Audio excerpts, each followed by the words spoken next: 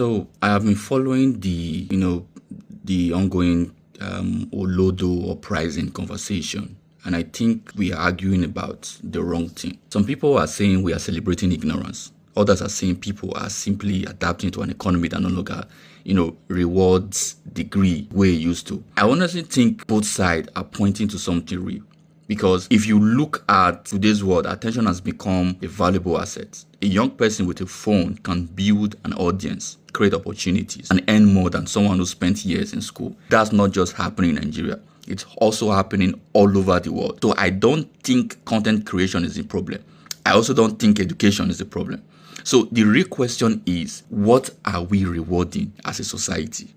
If the fastest way to become successful is by doing something shocking, silly, or reckless, then be sure that more people will naturally copy that, because human beings respond to incentives. But if we create a culture where people who educate, people who build business, people who solve problems, and entertain people creatively are also being rewarded, then those are the behaviors that will spread. I don't think we should shame people for finding new ways to make a living. Nigeria has not made life easy for graduates, and many young people are simply trying to survive. But at the same time, I don't think we should glorify ignorance. Making people laugh, building an audience is a skill.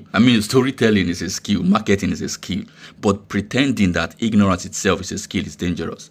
Here's where I think the conversation should go. The future doesn't belong to people who only have knowledge. It also doesn't belong to people who only have attention. The future belongs to people who know something valuable, people who can solve problems and know how to make the world pay attention to it. That is a valuable skill to have today, and it's not easy. You see, imagine combining intelligence with influence. Imagine combining education with entertainment. Imagine combining knowledge with creativity. Aproko Doctor does this very well. You see, that's where the biggest opportunities are.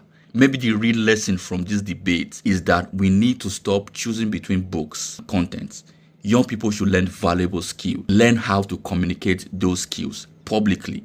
Learn how to build an audience, because in today's economy, knowledge without visibility struggles to make an impact, while visibility also without substance rarely lasts. We don't need an OLODO uprising. And I personally believe, in my opinion, we need a generation that is both smart enough to create value and also wise enough to make that value visible. I'll see you in the next one.